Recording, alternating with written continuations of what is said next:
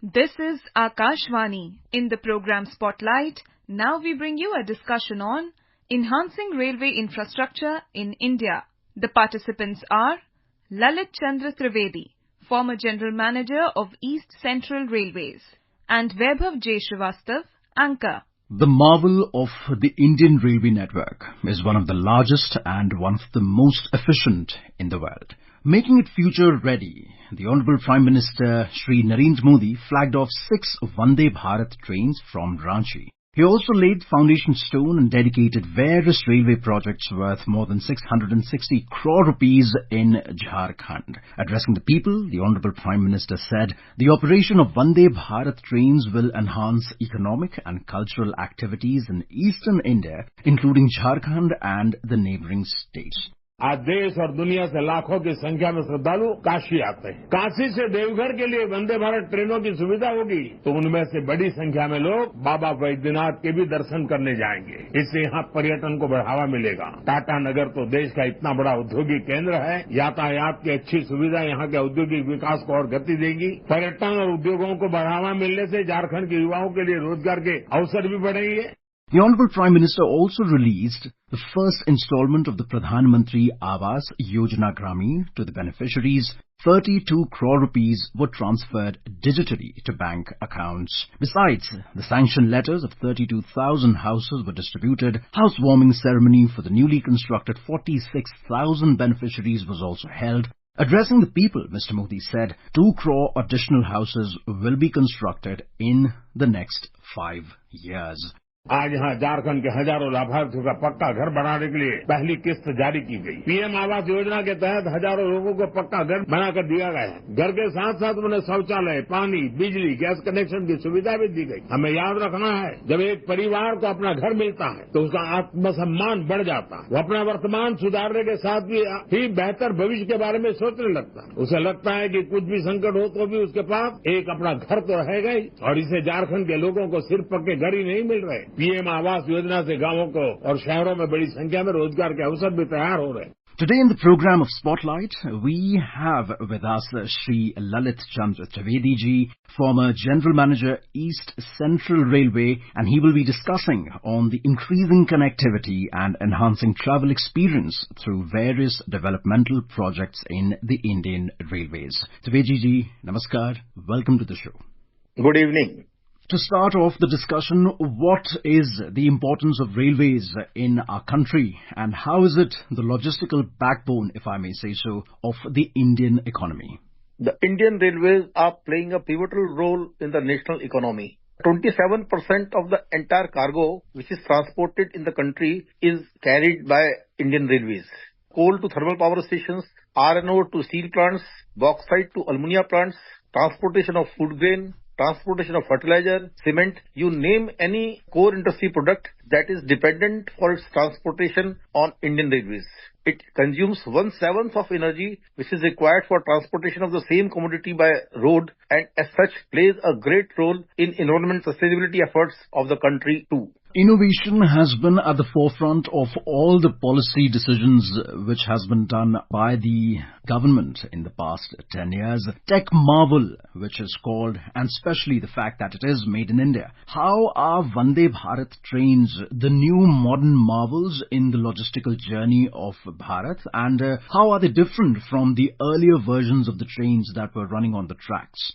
I take special pride in Vande Bharat because I was the production head of the team when I was in Railways which manufactured first Vande Bharat train. And we take special pride in Vande Bharat because it is totally indigenous product. It was designed in-house in Integral Coach Factory ICF. It's a so-called engineless train and is capable of achieving 160 kmph of speed per hour. And its acceleration deceleration time, the ergonomically designed interiors, special facilities provided to passengers, and the interior and exterior touch and feel items is something which attracts everybody towards it. And it's a jewel in the crown of Indian Railways. senior officers like you have been the backbone of the execution part of governmental policies. So a very special thank you to you, as you had mentioned that you were there at the time of the production of Vande Bharat. So what innovative changes have been done in the trains, and especially through the policy changes that were done by the government? How has the journey been so far, and what do you see the future of these Vande Bharat trains as? Last 10 years, the expenditure which is being incurred on technology, on a network expansion, and for other core activities of railways has gone up multifold. I remember earlier we used to spend hardly 40 to 50,000 crores of rupees in 1 year. And this year, we will be spending close to 2,65,000 crores of rupees on Indian Railways infrastructure. We are one of the first railway. In fact, we are the only railway in globally major railways which has electrified 100% of its track. We have commissioned Eastern Dedicated Freight Corridor, and through Western Dedicated Freight Corridor, we have established connectivity with most of the ports on the western coast of the country. We are able to run double stack container trains, which is a marvel in itself.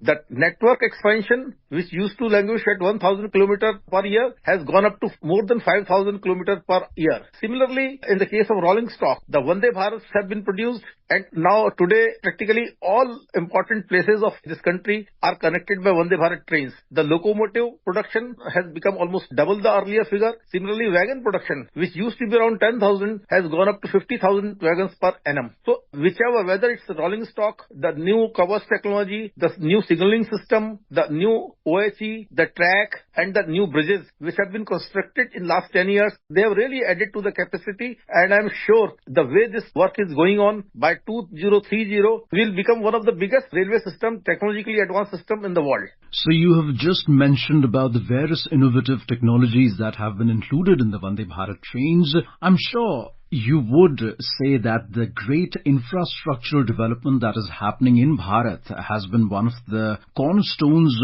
of developmental projects like that of Vande Bharat. Because of that, Vande Bharat trains projects and other projects like that have been able to be flagged off and are still successful. What would you say about the great infrastructure projects or the infrastructure developments that are taking place in the economy? The biggest infrastructure development which is taking place in the economy with respect to particular railway sector, increased mobility. The unification of the country. Earlier, the country was divided into two gauge systems, the meter gauge and the broad gauge. Today, entire country is connected with broad gauge network. We have 100% electrified routes. We have 100% color light signaling. We have 100% air brake system on stainless steel wagons, stainless steel bogies. We are also attempting to introduce aluminum trains. We are introducing state-of-art Gati Shakti terminals where the cargo loading, unloading facilitation will take place, and plus a multimodal transport system so that the cargo is not dependent on a particular mode. The same container goes on the ship, on the road, on the rail. So the mobility of the cargo unit has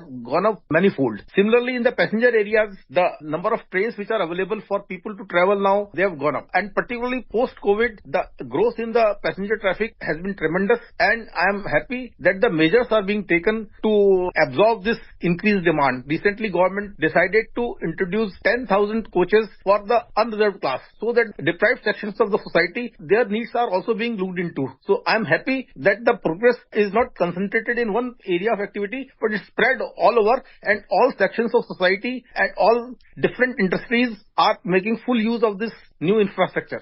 So it is not just a technological marvel, but it is also enabling seamless flow of cargo as well as passengers. Sir, the Honourable Prime Minister Shri Narendra Modi ji today flagged off 6 Vande Bharat trains, including Tata Nagar Patna trains, through video conferencing. The flag off event of 6 Vande Bharat trains was scheduled in Jamshedpur. So what is the importance of Jharkhand and the eastern part of the country in the economy, and especially with respect to the railway network, and what is its contribution in the railway logistical journey? Jharkhand in particular and the eastern region comprising of Odisha and some parts of West Bengal, they play a special role in Indian economy. 80% of the coal reserves of the country which power the powerhouses spread all over the length and breadth of India are powered by coal which is produced in the eastern region like Jharkhand, Chhattisgarh and Odisha. And this coal is transported to the powerhouses is 100% carried by railways. So the electricity which you are getting eastern sector and the transportation of coal by railways is behind that. Similarly, which is used for making bridges, other industrial structures, the majority of the steel production units are located in the eastern part of the country. All the biggest steel factories, aluminum factories, coal production, it's all concentrated in the eastern zone of the country, and these minerals, they depend on the railways for their transportation. So together with railways, this region is making an important contribution to the Indian economy. So we've talked about the 100% electrification of the railway network. Now, for the people who will be traveling in the country and the ones who will be using the networks, could you please give some details about the safety features, about the comfort features which have been introduced? The important features of Vande Bharat are the automatic door closing, so that you will never have a situation of a door remaining open when the train is in motion. So it provides a natural security cover to the passengers inside, that in a running train nobody can come from outside or jump outside or inside. The toilets of these trains are having vacuum feature. They are similar to the toilets which one uses in aircrafts. The doors connecting two coaches are wider. The passengers can comfortably travel from one coach to the other coach. The seats are designed ergonomically so that once you occupy the seat, it gives maximum relief to your body. The interiors are eye-pleasing. The floor on which you travel, it gives you a feeling of comfort. The passenger indication system, which gives you information about the station ahead. The anti-fire features, so that in case of any smoke or any situation which might cause fire, the automatic fire extinguishing system comes into play. So all these are adding to the comfort and safety features of Vande Bharat Express trains. Sir, time and again, the government has talked about cleanliness drives, not just inside the trains, not just outside of them, not just on the tracks, but especially at the railway stations as well. We have seen a tremendous change in the way people have been conducting themselves, have been keeping the environment clean, have been keeping the railway stations clean. How important has this cleanliness drive been, especially at the railway stations, for making Indian railways absolutely world-class?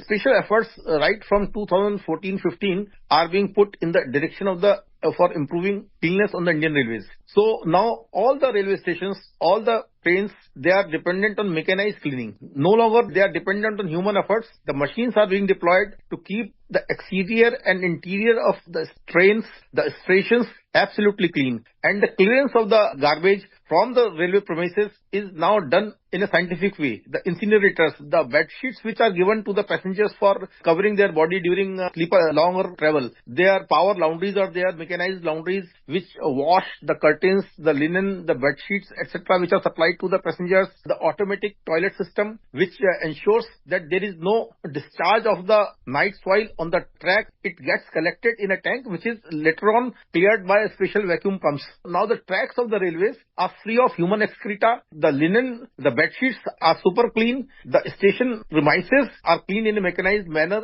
The removal of garbage from the railway premises is done in a scientific way. So all round, whichever area of activity, the all touch and feel items, wherever you can put your eyes on, the areas remain clean. Sir, before we end this discussion, two things that I really wish to ask you about. In brief, are the employment opportunities which the new policy features or the new policies that the government will introduce for the youth, and how will these huge networks promote inclusivity?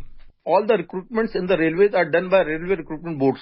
The sheer number which people who apply for the railway jobs is mind-boggling. And our railway recruitment board system, we must salute them. They are doing this work in a very scientific manner. In the railway recruitment system, the total transparency, adherence to rules, inclusivity, so that all the deprived areas of the community, as per the directives, are given representations to the females. In fact, the number of engine drivers, number of train guards, large number of girls who are coming in these domains which was specifically reserved for only men. But now our second half of our society is participating in these roles, and there is no activity in which any section of the society is not represented. Trivedi sir, thank you so much for enriching our knowledge with such great insights, and thank you for giving us your valuable time. Thank you very much. You were listening to a discussion on enhancing railway infrastructure in India. The participants were Lalit Chandra Trivedi, former General Manager of East Central Railways, and Vaibhav J. Srivastav, anchor.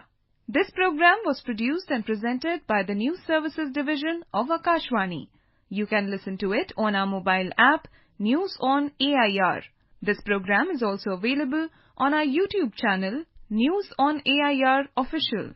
You may share your feedback about this program through email at airnsttalks@gmail.com or WhatsApp on 9289094044.